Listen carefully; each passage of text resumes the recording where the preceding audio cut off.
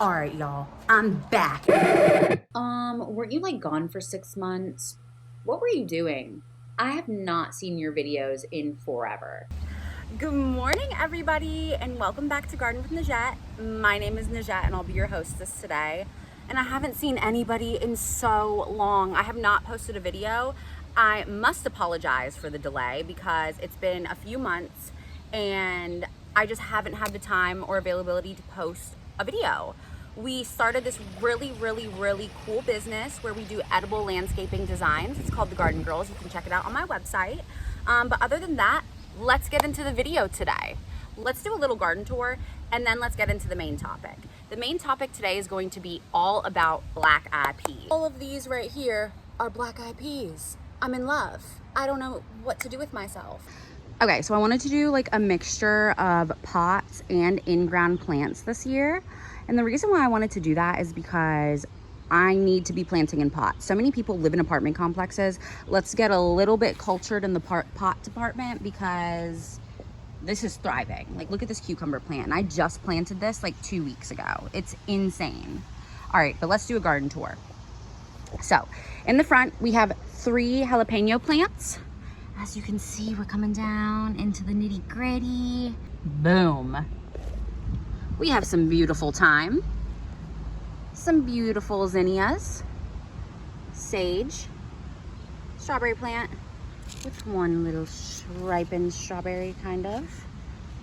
This is the mystery tomato plant. I have no idea what this is. It came out of the strawberry plant and I got the strawberry plant from a neighbor. So I don't know, this just randomly came up. It's obviously some type of red cherry tomato and it's gotten huge. So we'll see about that. I do have other tomatoes in the garden right now. Here's some sweet snacking peppers. You can see here. I want to say that this is either a pink Belgium or a yellow Jubilee. I am not sure, to be honest. I have some San Marzano tomatoes in the back. You can see the San Marzano tomatoes. They're ripening down there. Here's some up here. Some over here. So those are 2 San Marzano tomato plants. And then I have another one over here. I'm not entirely sure what these are yet. Look at that. I think maybe these are gonna be the yellow Jubilees. I'm not entirely sure, to be honest. We'll keep everybody updated. Then we have yellow pears over here. I definitely didn't know that these are yellow pears. They're coming in, I'm still waiting. Blueberry, elderberry, lima beans, basil, an old dahlia, small little rose bush.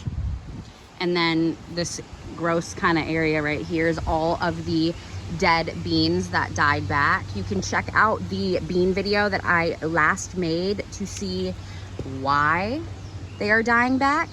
It's just, they naturally do that. I'll be replacing all of these beans today with squash plants. So we'll be ripping all of these out and I want to do squash for fall this year. Most people do squash in the spring. I'm going to try something different this year, do squash in the fall. I do feel like there's less pests in the fall, so that's kind of why I want to do it that way. Here she is in all of her glory. Such a beaut. It's almost like the beans are acting like a little ground cover right now too. It's kind of funny. La-di-da. All right.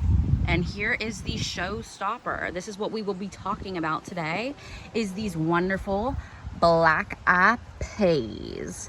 I planted 2 different varieties this year. California black eye, pink purple hull. Black-eyed peas originate from West Africa, however, have originated back to prehistoric times where it has been found in other regions such as China and India. It's funny because my aunt who's from Sierra Leone, West Africa, would always make the Sierra Leonean black-eyed pea stew with habaneros, peanuts, palm oil, fish, and steak. Oh my God, it was so good. So here is a black eyed pea plant, and then here are all my black eyed pea plants in the back. You can see this one's starting to vine up. The weird thing about black-eyed peas is they actually shoot up from the ground, from the vine, which is why they're showing at the top of the leaves, which is pretty cool. Let's look at the bottom. So that's what it looks like. Pretty cool. There's no beans down there. This video was taken back in May. However, black-eyed peas can be direct sown and planted starting in March or April, depending on your zone.